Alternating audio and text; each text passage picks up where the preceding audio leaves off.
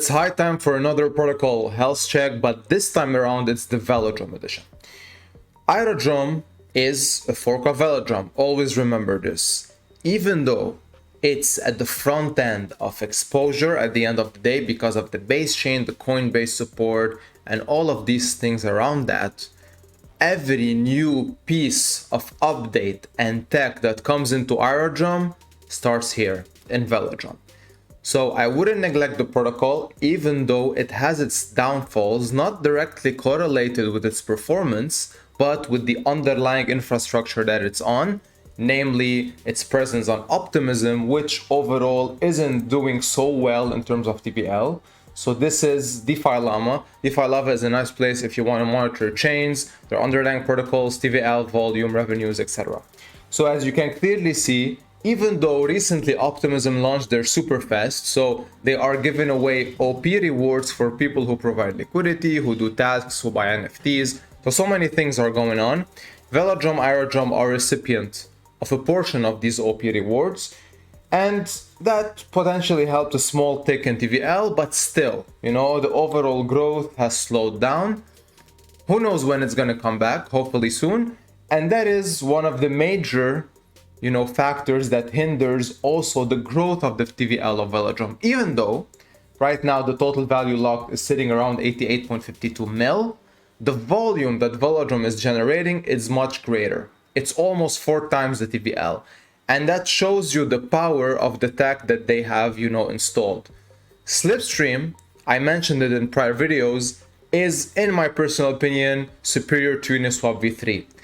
It's more concentrated, it's cost efficient, and therefore it will generate more revenues driven by more volume that is derived of those liquidity pools. Because remember, when you trade on Velodrome, it's a bit different in a way. You have all of these liquidity pools that evolves, and revolves around so many tokens. So for example, OP could have 4 liquidity pools. Whenever you want to trade, it will find you the best route throughout these LPs. So similar to an aggregator, which Uniswap is not, by the way, it will do so for you. So it combines both the aggregation and the direct swap, which is pretty cool in our personal opinion. So Slipstream comes in where it will, give you the best outcome, because remember, Slipstream is a concentrated liquidity factoid, which, puts in 2 different intervals in terms of price points, and if you do the swap quickly enough, you'll potentially gonna be included inside the concentrated liquidity pool, which gives you the best outcome. That's 1, and 2 is gonna generate more fees to the protocol.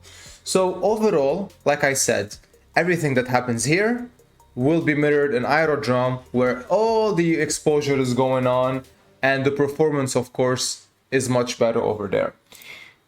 Now the price of Velo hasn't been performing greatly. All right, so I usually like to look at relative valuations. I look at it usually, versus ETH, because that's a better,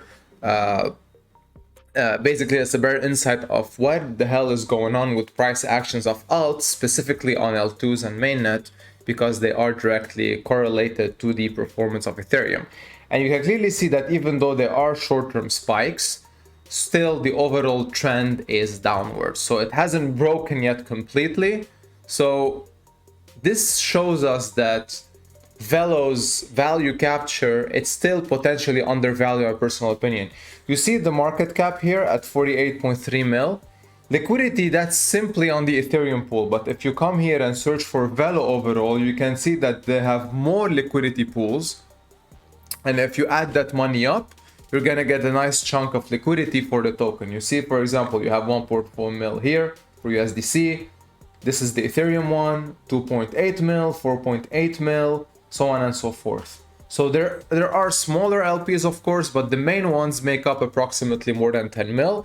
That's about 1/4 of the market cap currently, which is great. All right, so that's a nice and healthy ratio. A similar ratio is on Aerodrome. So that tells you that right now Velo is in a decent spot in terms of buying opportunities if you're looking for one, to lock that Velo up and take advantage of the fees. And speaking of fees, they are still doing quite well in terms of growth, right? So this is from last epoch, and you can clearly see that the volume basically touched or is very close to the all-time high in terms of epoch volume. So by no means things are slowing down for Velodrome. It's just that, remember, the growth is hindered and solely dependent on the performance of optimism overall.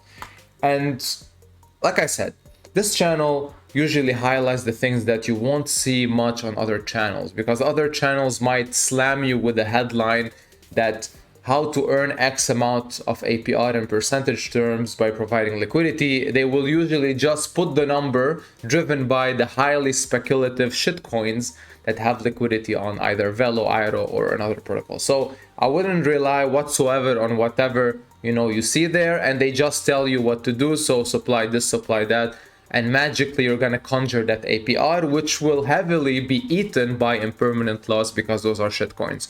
So in order for you to actually choose the right altcoins to invest in and LP in, there's so much research that you should be doing, and it's not easy, all right? So in most cases, you'll end up getting wrecked because remember, alts are risky.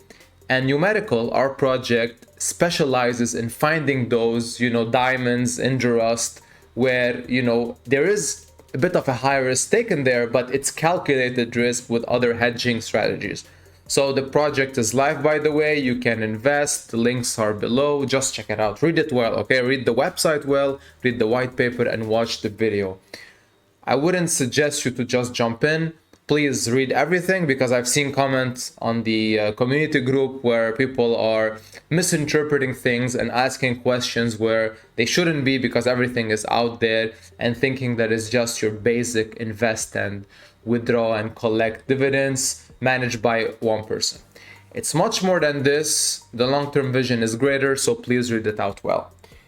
Dune.com is a nice platform where I like to go and look for insights specifically for projects like Velodrome, because remember, price is one thing, but what is the protocol doing? Is it performing well? Are people actually getting rewarded?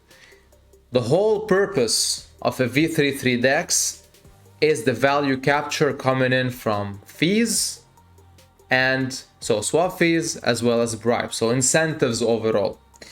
Are incentives, there? Are people locking up their tokens? How emissions are doing? Remember, emissions in Velo and Aero are disinflationary. So the term means that, sure, they are inflationary, meaning they will still grow, but they will grow less. So disinflationary means a slower growth, all right? And that's exactly what's happening here. Like I said, the current TVL, even though right now you see, right, it's 170 mil versus about 88 mil on DeFi Llama. Honestly, the truth is somewhere in the middle. If you go on Velodrome, you will see basically how much the TVL is. This is exactly what you see, because this is driven by its smart contracts, right? So if you click on liquidity, it should showcase us the actual TVL. So I wouldn't only rely on third-party platforms. I would mainly rely on what the DEX is showing you. So it's still loading for a bit. We'll come back to it. All right, so it's 114. So the truth is somewhere in the middle, more skewed towards Dune. Dune drives data specifically from smart contract, and potentially the lack of time, so 18 hours more or less, made up that 3 million difference. So overall, the TVL is still within a nice, decent range. Sure, it did drop slightly, but still, that's nothing to worry about. Again, it all comes down to the overall growth of optimism. Volume, like I said, we clearly saw the tweet. So last epoch's volume was almost as high as the highest volume in all of the Velodrome epochs. So that's amazing, right? Even though the volume shot up, the fees didn't match the all-time high in terms of rewards and incentives. Why? Most probably is the bribes. Now, I haven't dug into this, but it's clear, because remember, since Slipstream launched, fees are greater. So swap fees are greater, bribes should keep up, but bribes are still coming in. So that last epoch registered higher incentives versus the prior two, for example. And that is a clear sign of still continued demand and growth overall. Other things I really like to look into is, for example, the average lock of VVelo and if that lock is actually growing.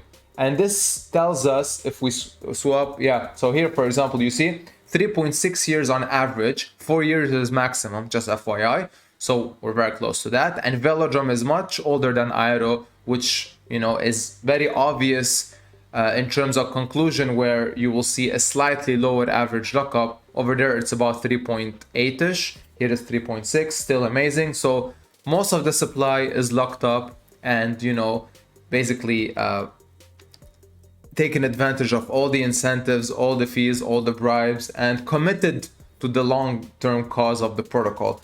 And still, this chart shows us the lock growth. It's not growing as much as it used to, of course, but still we're getting those higher ticks overall, which is great. And usually those coincide with higher volume / higher bribes epoch. So whenever people perceive that this epoch is going to generate a lot of volume, aka the correlation derivation is more fees and more bribes, they tend to lock up their velo. If not, they potentially sell some or keep some to see what's gonna happen later on.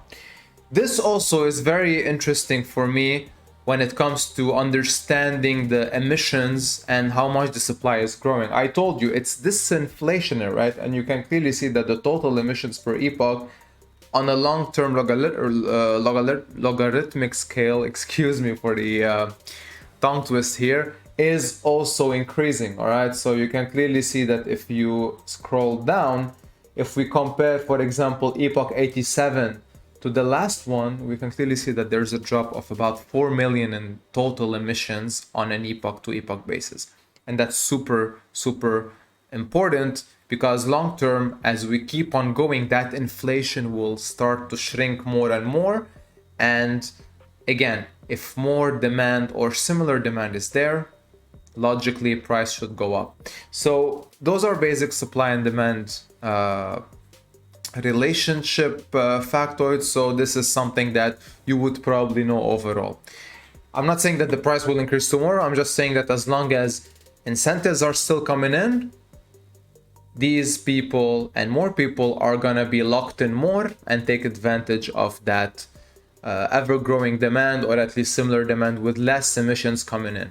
Remember, less emissions means that those similar incentives will be given to more disinflationary locked-in V-Velo. So if you increase your position over time where there's less of it coming in, means you get more of the pie at the end of the day.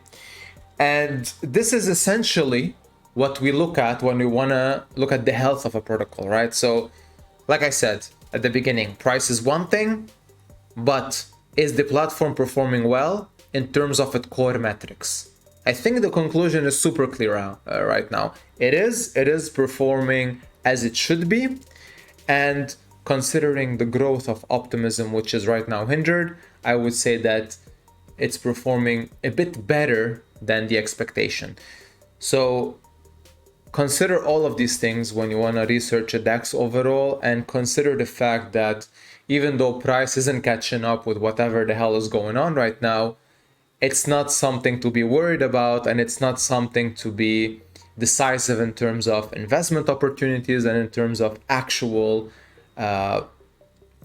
decisions at the end of the day. Because the easiest thing you could do is simply provide liquidity and sell that velo, as long as the return is worth it. That's the easiest thing and most straightforward thing to do.